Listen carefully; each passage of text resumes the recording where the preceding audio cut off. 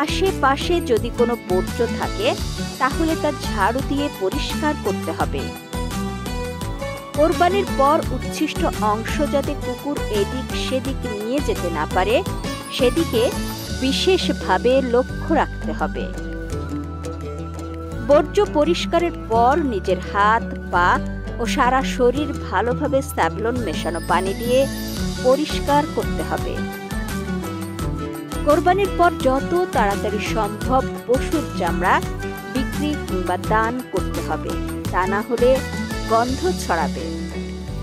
এছাড়াও যেসব ছুরি বটি দিয়ে মাংস কাটা হবে সেগুলো ভালো করে ধুয়ে মুছে পরিষ্কার করতে হবে।